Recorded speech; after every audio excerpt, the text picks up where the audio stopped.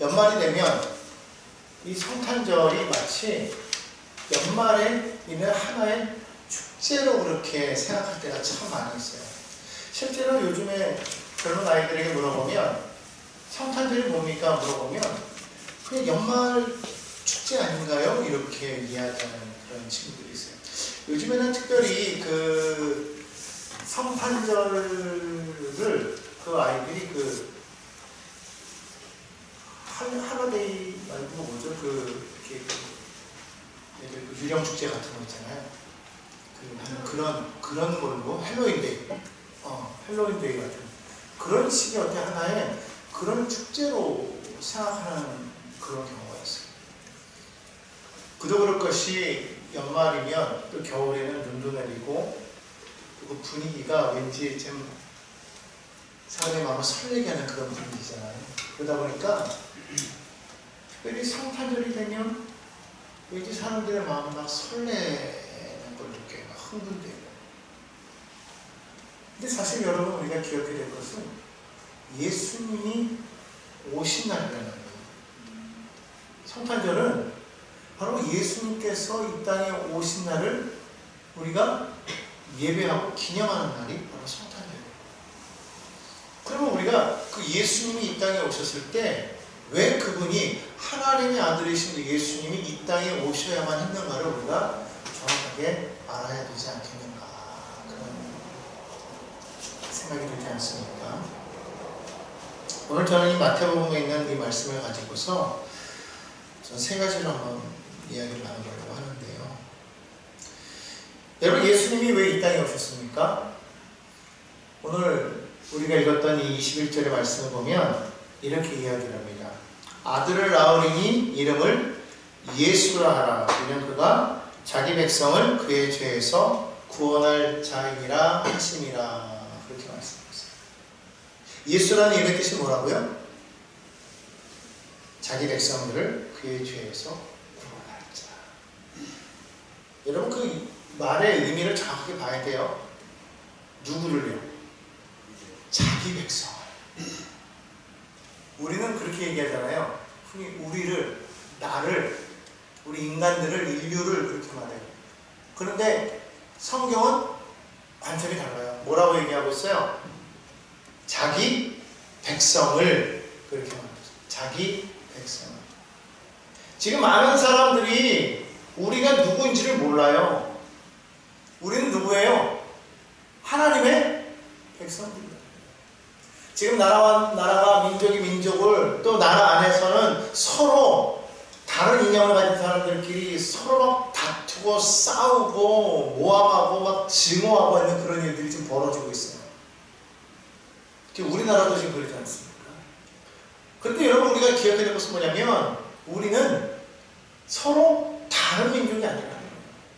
언어가 다르고 민족이 다르고 피부색이 다르고 언어가 다르지만 그렇게 된 근본적인 원인은 무엇 때문이었어요? 인간의 죄악 때문이었다는 겁니다. 인간의 탐욕으로 말미암아 우리가 하나님 앞에서 쫓겨나게 되고 그럼에도 불구하고 여전히 인간들은 그 탐욕을 버리지 못하여서 하나님 앞에 범죄함으로 말미암아 결국 어떻게 됩니까? 나뉘어지게 됩니다. 그런 결과를 가지고 있는 거예요. 그러면 하나님이 여전히 우리를 뭐로 보고 계신다는 거예요? 너희는 나의 백성이야. 그리고 여전히 나는 너희를 그 죄에서 구원하기를 원해. 이렇게 말씀하십니다. 그런데 그 계획이 언제부터 세워졌을까요? 놀랍게도 성경을 보면 아담과 하와가 범죄하였을 때 이미 하나님께서는 그 계획을 세우고 계셨다. 창세기 3장에 보면 하나님께서는 여자의 후손이 뱀의 후손의 머리를 밟을 것이다. 이 얘기하고 있어요. 이미 성경은 하나님께서 인류를 구원하시기 위한 놀라운 원대한 프로젝트를 보여주고 있다는 거예요.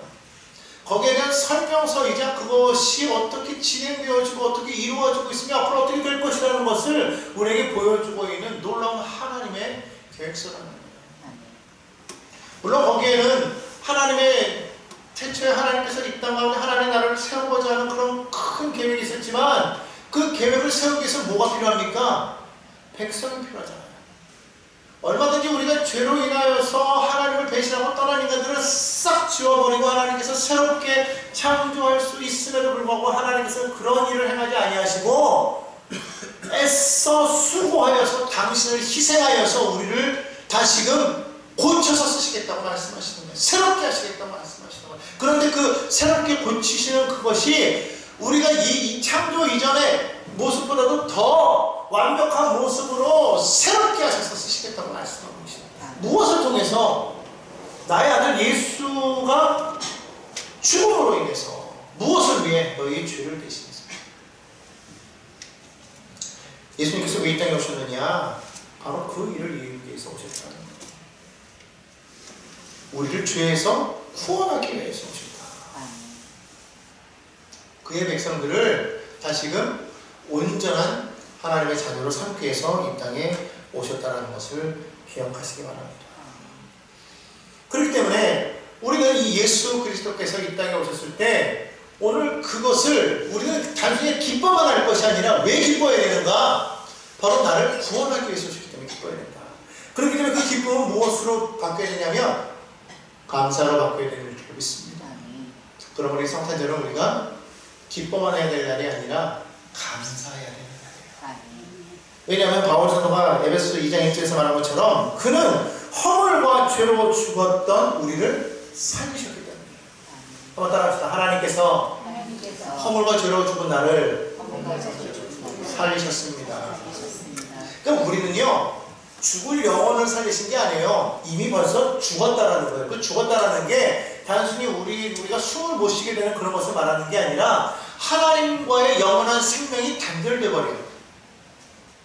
그건 죽었단 말이에요. 전에도 제가 설명드렸지만 여러분 이 나무가 지금 이 꽃이 여기 이렇게 매달려 있지만 그러나 이것이 우리가 가지를 잘라버리면 바로 죽어요? 안 죽죠. 하지만 우리는 그걸 가지고서 뭐라고 그래요? 아 죽었네 그렇게 말한다. 그 의미는 뭐예요? 본체에서 잘려 나갔기 때문에 얘는 더 이상 살 수 없다라는 그 의미를 말하고 있는 것이죠. 그 의미인 거예요. 겨울이 되면은 가지들이 잎을 다 떨궈버립니다. 그러면 마치 죽은 것 같아요. 하지만 우리는 그걸 죽었다고 말하잖아요. 왜? 다시 봄이 되면 거기서 새잎이 나기 때문에. 그 이유는 뭐예요? 본체에 그 가지가 붙어있기 때문이라는 거예요. 우리 인류가 죽었다는 말은 무슨 말이냐면 영원한 생명의 근원 되시는 하나님으로부터 잘려나갔기 때문에 우리는 죽은 인생이라는 것이죠. 그런데 예수 그리스도께서 이 땅에 오셔서 십자가를 지심으로 어떻게 하셨다는 거예요? 우리를 살리셨대요. 살리셨다는 말은 다시 말하는 거예요. 하나님과 연결시키셨다는 거예요.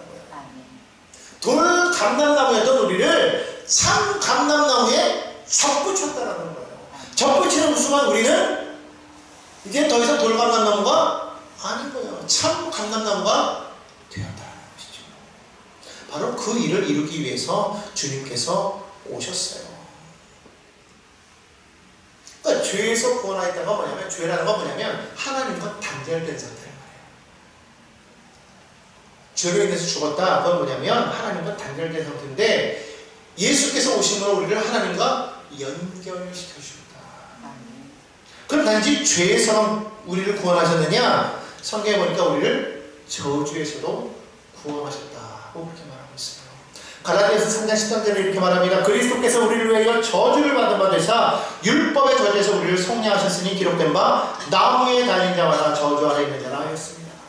우리가 받아야 될 그 모든 저주를 누가 대신 받으셨다라는 거예요? 예수님이 받으셨다는 거예요.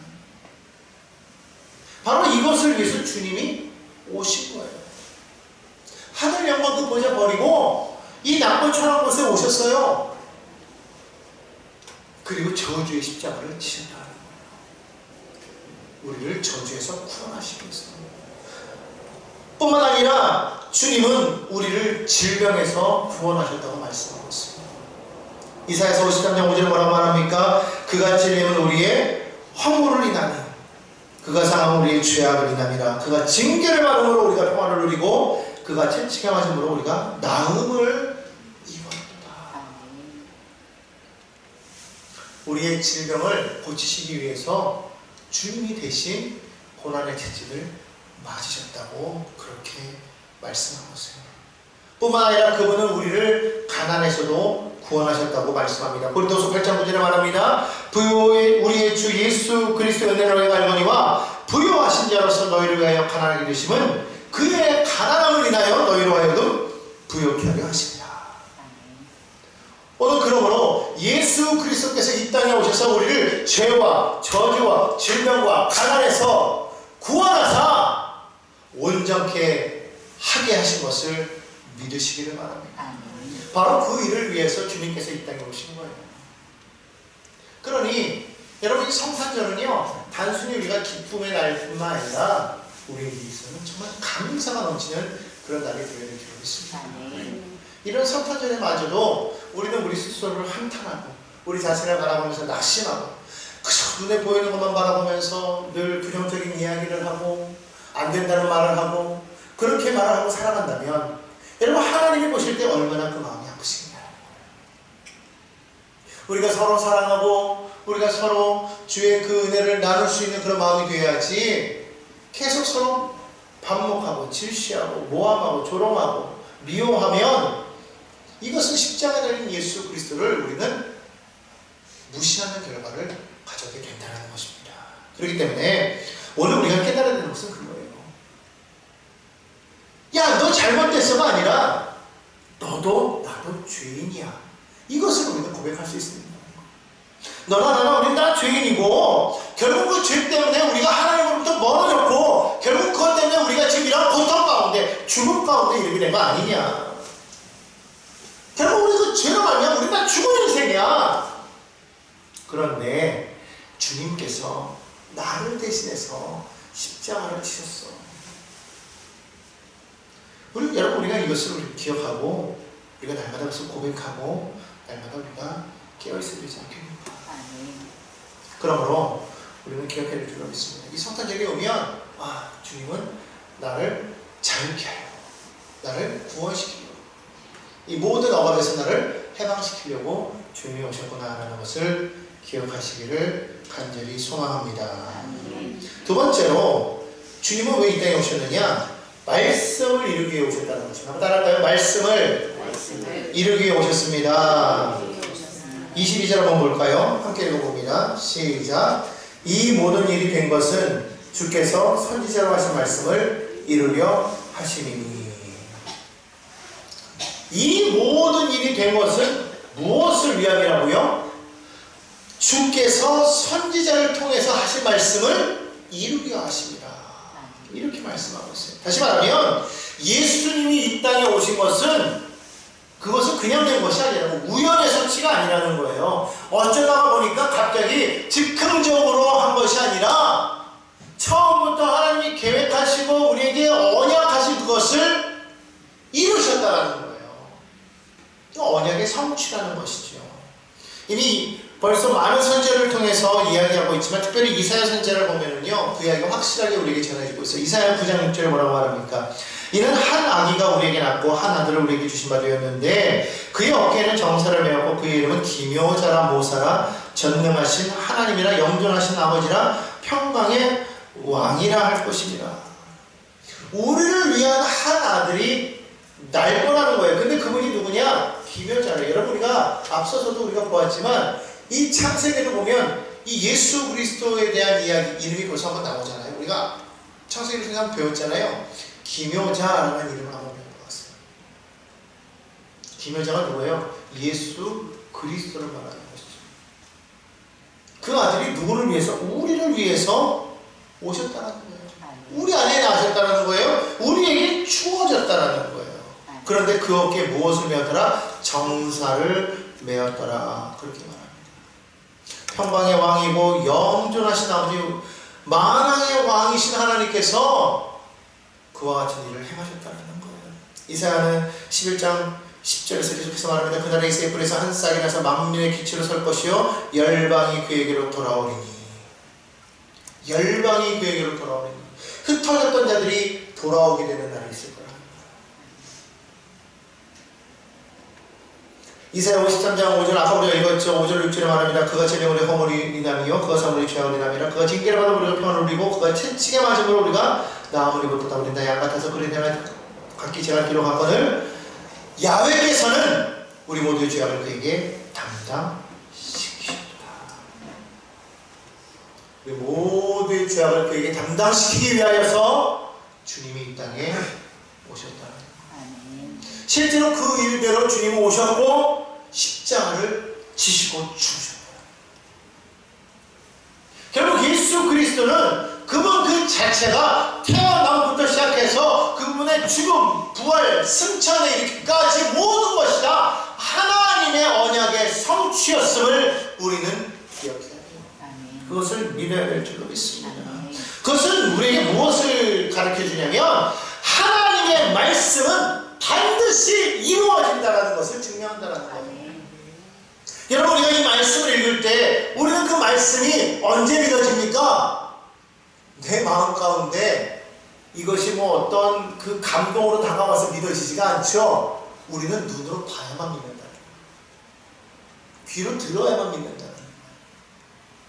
그런데 성경은 뭐라고 말하고 있습니까? 하나님께서 우리를 위해서 예비하신 것은 눈으로도 보지 못하고 귀로도 듣지 못하고 마음으로도 깨닫지 못한다고 말하고 있어요. 그러니까 우리가 항상 우리의 오감으로서 하나님의 말씀을 찾고 이해하려고만 하면 그것은 잘못된 신앙이다. 나는 알지 못합니다. 나는 이해할 수 없어요. 여러분, 이해하는 거는요 믿음이 아니에요. 그거는 지식인 거죠. 우리가 지식은 이해할 수 있어요. 그러나 믿음이라는 것은 이해 차원을 넘어서는 게 믿음인 거예요. 우리가 하나님을 믿으려고 할 때에 나는 이해할 수가 없어요. 나는 도무지 깨달을 수가 없습니다. 이게 무슨 말인지 알지 못하겠어요. 내가 이해가 되면 믿겠습니다. 그건 이미 벌써 그 말을 한 순간부터 이해라는 차원이 들어가는 순간부터 그거는 믿음이 아닌 겁니다. 그러니까 예수님께서 부활하신 이후에 제자들에게 나타났을 때 도마가 없었잖아요. 도마가 나중에 와가지고 제자들이 야 예수님 부활하셨어. 예수님 옆에 나타나셨어. 그러니까 도마가 뭐라고 해요? 웃기는 소리 하지 말고 단체로 실성했구나 너희가. 어떻게 죽은 자가 살아날 수가 있어. 나는 내가 직접 그분의 그 못자 없는 그 손과 발에 옆구리에 내 손을 넣어야만 내가 믿겠어 라고 말했단 말이죠. 실제로 주님이 도마 앞에 나타나셔서 그렇게 행하게 하시고 난 이후에 도마에게 뭐라고 하셨어요? 네가 본 거로 믿느냐? 보지 못하고 믿는 것이 없다 그랬어요. 여러분, 믿음이라는 것은요 내가 보았다고 해서 그것이 믿어지는 게 아니에요. 여러분이 본 것을 믿습니까? 여러분의 그 시야를 믿어요? 믿을 수가 없어요. 예전에 참 재밌는 그 상담 시간이 하나 있었는데 뭐냐면 두 팀이 농구 시합을 하는데요. 한 팀은 검은색 옷을 그리고 한 팀은 흰색 옷을 입고 농구 시합을 하는 거예요. 농구 시합을 하고 있는데 그 사이에 검은 곰의 분장을 한 사람이 거기를 지나가게 했어요. 그리고 나서 게임이 끝난 다음에 사람들에게 물어봤습니다. 자, 게임을 잘했느냐? 잘했습니다. 너희 게임하면서 이상한 거 혹시 못 봤니? 아무도 못 봤다는 거야.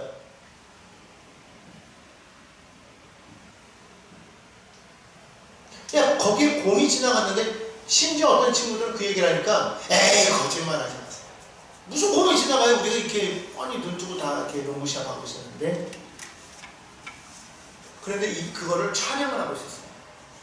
그래서 그 촬영한 것을 보여줬어요. 근데 정말로 곰의 형상을 한 사람이 거기를 왔다 갔다 하는 거예요. 오! 정말이네. 여러분, 그들이 눈을 감고 있었던 게 아니죠. 눈을 뜨고 있었어요. 근데도 불구하고 그들은 곰을 못 봤어요. 그래서 뭐라고 했냐면 에이! 거짓말 마세요. 무슨 곰이 지나가요? 그랬단 말이죠. 영상을 녹화하지 않았다면 그들은 믿지 못했을 거예요. 무슨 말입니까? 우리가 눈으로 보는 것을 우리가 믿을 수 있겠느냐. 실제로 실제로 어떤 사건 한가운데 많은 사람들이 모아놓고 어떤 일을 보여준 다음에 사람들에게 물어봤대요. 지금 여기 와서 이 일을 행한 사람은 모자를 썼습니까? 안 썼습니까? 안경을 썼습니까? 안 썼습니까?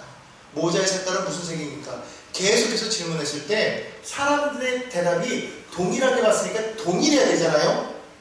다 틀렸다는 거예요. 모자를 썼다는 사람, 안 썼다는 사람, 썼기는 썼는데 이것이 책 있는 모자라는 사람, 아니 중절모라는 사람, 모자를 돌려 썼다는 사람, 심지어는 모자 색깔이 뭐 검은색이었다, 빨간색이었다, 파란색이었다, 안경을 썼다, 안 썼다, 뿔테였다, 금테였다. 너무나 다르고 심지어는 남자였다, 여자였다, 어른이었다, 아이였다, 노인이었다. 천차만별입니다. 똑같은 하나의 사건을 바라보고서도 사람들이 본 내용이 일치하지 않아요. 무슨 말입니까? 우리의 감각으로 보고 믿는다? 우리가 손으로 만져야 믿는다? 듣고 믿는다? 할 수가 없다. 근데 사람들은 뭐라고 해요? 내가 보아야 믿겠다? 내가 경험해야 믿겠다? 내가 깨달아야 믿겠다? 만져봐야 믿겠다. 이렇게 말하고 있다. 여러분, 그거는 믿음이 아니에요. 그거는 아는 거예요. 그래서 우리가 착각하지 말아야 될 것은 암과 신앙은 다른 거예요. 아는 것과 신앙은 다르다. 따라합시다. 아는 것과 신앙은 다릅니다. 믿는 것은요, 보아서 믿는 게 아니에요. 그냥 마음으로 받아들이는 거예요. 이해하지 말아야 돼요. 오늘 이것을 우리가 분명하게 깨달아야 될 줄로 믿습니다. 그렇기 때문에 오늘 우리는 분명하게 우리가 기억해야 될 것은 하나님의 약속은 반드시 이루어집니다. 따라합시다. 하나님의 약속은 반드시 이루어집니다. 사람들은요, 참 약속을 안 지키잖아요. 그죠? 정확하게 그러고 안 해요. 가장 많이 하는 흔한 약속 가운데서 사람들이 잘 안 지키는 게 뭔지 아십니까? 오랜만에 만났어요. 그럼 우리 뭐라고 얘기해요? 야, 너무 오랜만이다. 그러면서 뭐라고 그러죠? 항상 제일 많이 하는 말? 서로 헤어질 때? 야, 우리 언제 만나서 밥 한번 먹자. 그런 얘기 자주 하죠? 그런 얘기 해가지고 정말 밥 한번 먹으신 분? 없어요. 야, 언제 한번 진짜 한번 보자. 우리 영화 한번 보자. 우리 한번 놀러 가자. 말은 잘합니다. 근데 실제로는 안 한다는 거예요. 근데 그 말을 하는 사람도 잊어버리지만 상대편도 그 말을 듣고 그걸 믿어야 안 믿어요? 안 믿으면 잘못 생각해요. 이게 우리예요. 그게 왜 그럴까 저는 생각해 봤어요. 이게 아마 우리 때 아마 모든 부모들의 문제인 것 같은데 뭐냐면 부모들이 꼭 자녀들에게 이렇게 교육을 해요. 공부를 시킬 때 얘기잖아요. 야, 너 요번에 성적이 조금 오르면 너가 원하는 거 이거 사줄게. 이런 거 아니에요. 어디 놀러 가자 그러면 너 그러려면 여기서 요번에 한 5등이라도 올려봐. 그럼 5등 올리면 어떻게 해요? 오, 잘했어. 근데 요번에 좀 그러니까 다음번에 너 조금만 더 올리면 그때 또 사줄게. 그렇죠? 여기 계신 분들은 그런 거 다 지키잖아요. 그랬단 말이에요. 물론 그때는 이제 부모님들이 자녀들에게 뭐 어떤 그 동기부여를 주기 위해서 그런 것도 있겠지만 했으면 사줘야 되는데 저도 진짜로 뭐 예를 들어 진짜로 1등 했다고 그래봐요. 그럼 뭐라고 그래? 나는 네가 진짜 1등 할 줄 몰랐다 야. 다음번에 정말 또 한 번만 더 1등 하면 내가 사줄게 그런단 말이지. 그럼 우리는 항상 그렇게 살아왔어요. 저만 그런지 모르겠지만 그렇게 살아오다 보니까 사람들이요 사람을 신뢰하지 못하는 거죠. 약속을 쉽게 생각한다는 거예요. 그런데 하나님은요 그렇지 않다는 거예요. 하나님은 말을 중요하게 생각하십니다. 한번 뱉은 말을 하나님은 반드시 지키십니다. 한 천지는 사라질지어도 하나님의 약속은 변함없다. 반드시 이루어진다고 말씀하고 있습니다. 그 하나님께서 우리에게 뭐라고 말씀하시냐면 잠언서 1장 33절에 이렇게 말하고 있어요. 오직 내 말을 듣는 자는 평안히 살며 재앙의 두려움이 없이 안전하리라. 그렇기 때문에 여러분 이 세상 살아가서 평안을 원하십니까? 하나님의 말씀을 들으시기 바랍니다. 아멘. 네. 삶에 자꾸 재앙이 다가와요. 하나님의 말씀을 들으시기 바랍니다. 아멘. 들을 때 하나님께서 우리의 삶을 평안하게 하실 줄로 믿습니다. 아멘. 예수 그리스도를 통해서 우리가 그것을 믿어야 되는 거예요. 아, 예수 그리스도가 언약의 성취구나. 그러니 예수 그리스도가 이 땅에 오신 것만으로도 우리는 하나님의 약속의 말씀을 신뢰할 수가 있구나. 그걸 알아야 되는 거예요. 여러분 같으면 누군가를 위해서 대신 죽기 위해서 편안한 자리, 부유한 자리 버리고 가시겠냐는 거예요. 근데 주님은 그러셨다는 것이죠.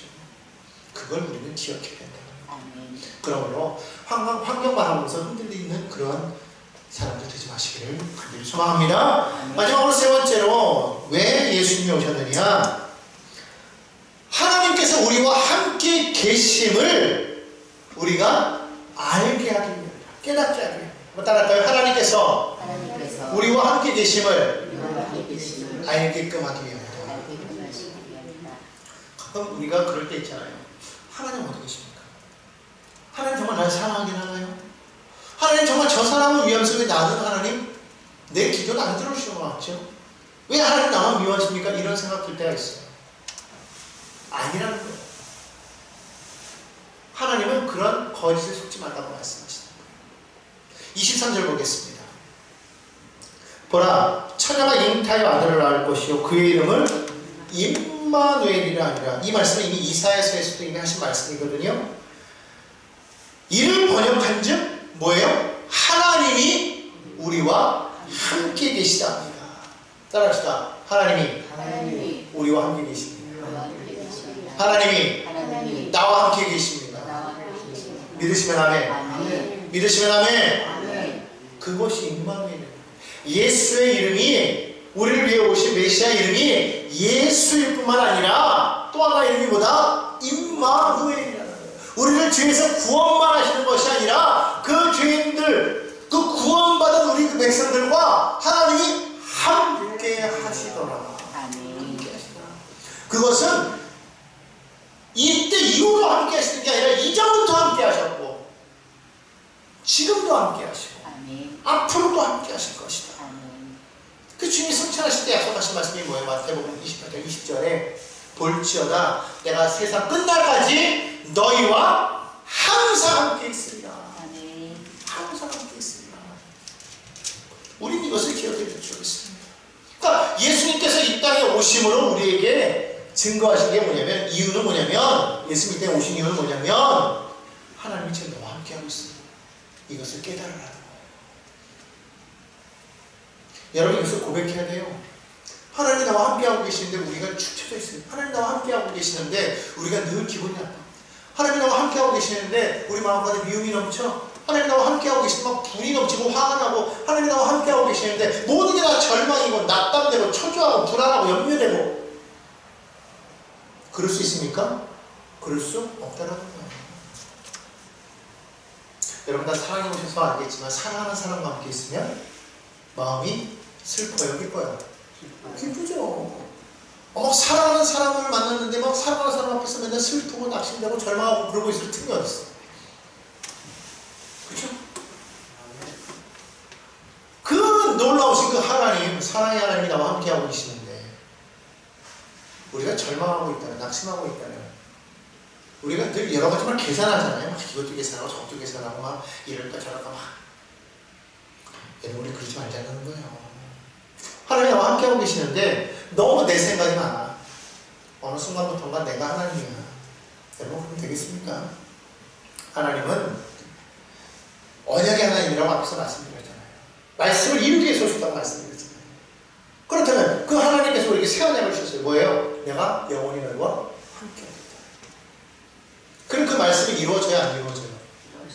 이루어진다. 예수님이 이때 오심으로 인해서 하나님이 나와 함께하고 계셨구나, 지금도 함께하고 계시는구나, 앞으로도 함께 하시겠구나라는 것을 믿으라는 거예요. 아멘. 그러니까 여러분은 혼자가 아니라는 것이죠. 아멘. 때로 우리가 이 세상을 살아가면서 우리가 가장 많이 느끼는 건 뭐예요? 사람은 누구나 다 혼자라는 거예요. 그래서 사람은 외로울 수밖에 없어요. 그런데 결코 그렇지 않은 걸 주님이 가르쳐 주더라고요. 왜? 내가 너와 함께합니다. 그분은 우리의 아버지이시지만 또 우리의 영원한 왕이시지만 동시에 그러면서도 우리의 친구가 되어주시겠다고 말씀하십니다. 여러분 아버지 중에 그런 아버지 있잖아요. 아버지인데 그냥 어미한 아버지가 아니라 친구 같은 아버지. 막 친구같이 막 서로 막 끼얹고 막 놀아주고 막 부둥켜안고 막 그러는 아버지. 주님이 그런 친구 같은 아버지가 되어주시겠다. 오늘 그렇기 때문에 하나님을 저 멀리 그 멀리 장천에 계시는 그 하나님으로 생각하지 마시고 지금도 내 옆에 가까이 계셔서 나와 늘 친밀한 관계를 맺으시는 그 하나님으로 인식하시고 이 예수 그리스도를 통해서 언제나 하나님과 친밀한 그 관계를 회복하고 그분의 사랑과 평안을 누리시는 복된 성도 여러분들 다 되시기를 주님의 이름으로 축원합니다. 아멘. 한번 정리해볼까요? 예수님이 왜 오셨다고요? 우리를 죄에서 구원하기 위해서 오셨다. 둘째로 주님이 왜 오셨다고요? 하나님의 말씀이 성취된다는 거예요. 하나님은 그 말씀하시는 것을 반드시 이루신다는 것을 우리에게 깨닫게 해요. 하나님의 말씀 반드시 이루어진다는 것을 이야기하기 위해서 셋째로 주님이 우리와 함께 하시겠다는 것을 보여주기 위해서 오셨다는 것이죠. 오늘 여러분들 이것을 기억하시고 성탄절을 이 아침에 주님이 정말로 나를 사랑하시는 결국 이 세 가지는요 무엇이에요? 하나님의 지극한 사랑의 표시다. 하나님 나를 사랑하지 않으면 희생하시겠어요? 그 말 이루시겠어요? 함께 하시겠어요? 아니에요. 오늘 이 세 가지를 통해서 하나님은 나를 정말 사랑하고 계십니다. 여러분 이걸 깨닫고 주님 나라 가는 그날까지 이걸 결코 잊지 마시고 날마다 그 은혜 가운데 살아가는 믿음의 백성들 다 되시기를 소망합니다.